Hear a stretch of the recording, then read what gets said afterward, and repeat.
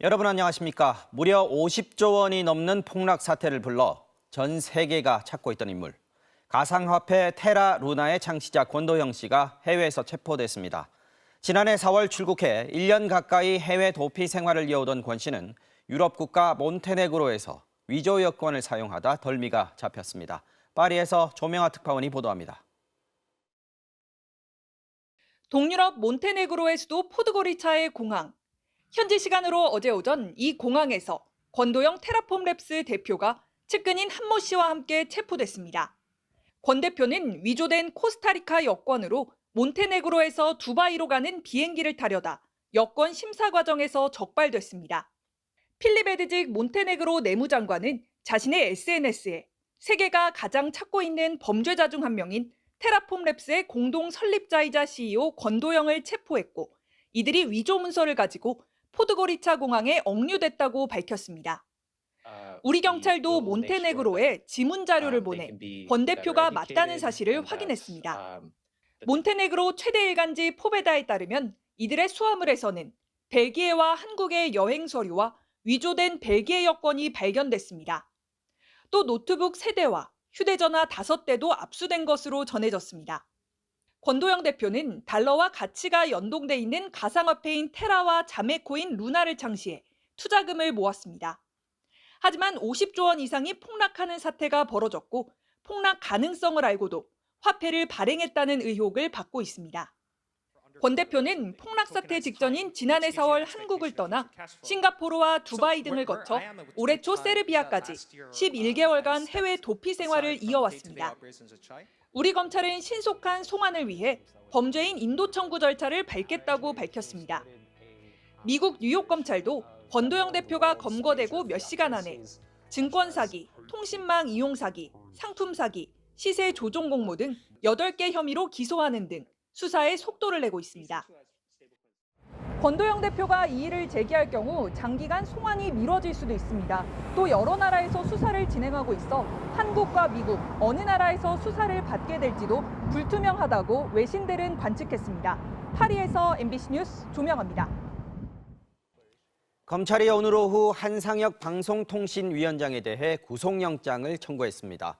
지난 2020년 TV조선 재승인 심사 점수를 고의로 감점하는 데 관여한 혐의를 적용했는데요. 문재인 정부 시절 임명된 한 위원장은 심사에 관여한 적 없다고 혐의를 부인하며 7월까지는 임기를 채우겠다고 버텨왔습니다. 검찰은 정치적 의도는 없다고 밝혔습니다. 나세훈 기자입니다. 검찰이 한상혁 방송통신위원장을 불러 14시간 동안 조사한 지 이틀 만에 한 위원장에 대해 구속영장을 청구했습니다. 의 결백이 아니고 방통위원회가 방송통신위원회가 업무를 치우침이 없이 투명하게 성실히 수행해 왔다는 것을 입증을 해야 되는 상황이라고 저는 생각을 합니다. 검찰은 2020년 종합편성채널 재승인 심사 과정을 문제 삼고 있습니다. 당시 TV조선의 전체 점수는 기준을 넘겼지만 중점 심사 항목인 공적 책임 공정성 항목에서 기준에 못 미쳐 조건부 재승인을 받았습니다. 심사위원 2명이 합숙심사 마지막 날 이 항목의 점수를 낮게 고쳤는데 방통위 간부와 한 위원장이 공모했다는 겁니다.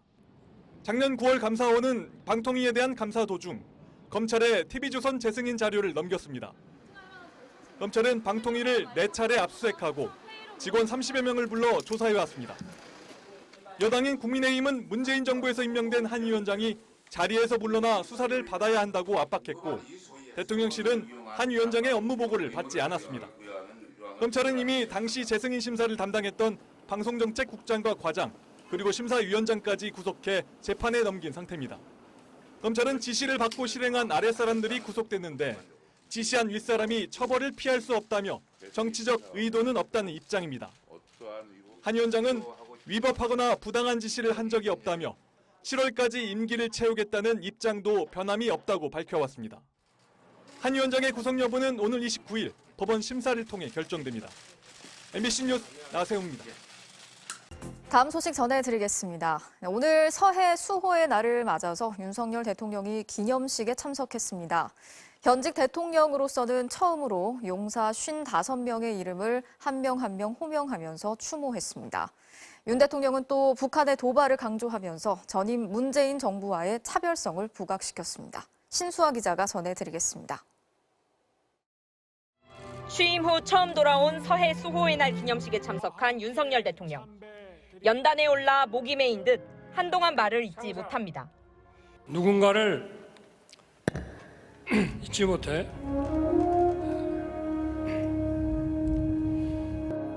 26초간의 침묵 뒤 윤 대통령은 용사 55명의 이름을 일일이 호명하며 국가가 영원히 기억하겠다고 말했습니다. 누군가를 잊지 못해 부르는 것은 영원히 기억하겠다는 다짐입니다. 영원한 바다 사나이 55분의 그 영웅의 이름을 불러보겠습니다. 이어진 기념사에서는 북한의 도발이 6차례나 언급됐습니다. 윤 대통령은 남북한 대치 상황과 고도화된 북핵미사일 도발을 부각시키며 한국형 삼축 체계를 강화하고 한미일 안보 협력을 더 공고히 할 것이라고 밝혔습니다.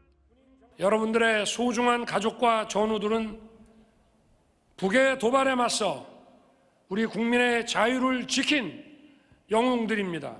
북한의 무모한 도발은 반드시 대가를 치르도록 할 것입니다.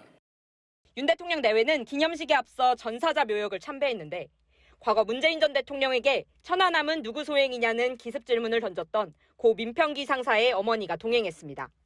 대통령실은 과거 기념식과 달리 최고의 예우를 갖추면서 영웅을 기억하고 굳건한 안보 의지를 표명하는 데 중점을 뒀다며 전임 정부와의 차별성을 강조했습니다. 여당 지도부도 기념식에 총출동해 보수 지지층 결집에 힘을 보탰습니다. 반면 울산에서 현장 최고위를 진행한 이재명 민주당 대표는 안보와 관련해 뚜렷한 인식차를 드러냈습니다. 싸울 필요가 없는 상태를 만드는 것이 진정한 전략입니다. 강대강의 군사적 긴장 고조를 이대로 방치해서는 안 됩니다. 이 대표는 굴욕 외교 비판을 받고 있는 한일 정상 간 대화를 공개하라며 공세를 이어갔습니다. MBC 뉴스 신수아입니다. 북한이 11년 전부터 개발해왔던 비밀 병기라면서 핵폭탄을 장착한 수중 드론 시험에 나선 사실을 오늘 전격적으로 공개했습니다. 헤일이라는 무기인데 이름처럼 바다 아래에서 강력한 방사능 해일을 일으키는 위력을 가졌다고 밝혔습니다. 소형화된 핵으로 공격에 나서겠다는 의지를 거듭 과시한 것으로 보이는데요. 이 소식은 홍희표 기자가 취재했습니다. 수면 아래 무언가 지나가더니 곧이어 거대한 물기둥이 치솟습니다. 북한이 핵무인 수중 공격정에 모의 탄두를 달아 폭파시키는 시험을 했다며 공개한 사진입니다. 수중 폭발로 초강력적인 방사능 해일을 일으켜 적의 함선 집단들과 주요 작전항을 파괴 소멸하는 것입니다. 헤일이라는 이름의 이 수중 드론은 함경남도 리원군 해안에서부터 수심 80에서 150m를 팔자형으로 이동하며 59시간 12분 동안 몰래 움직인 뒤 목표 지점에서 시험용 탄두를 수중 폭발시켰다고 북한은 주장했습니다.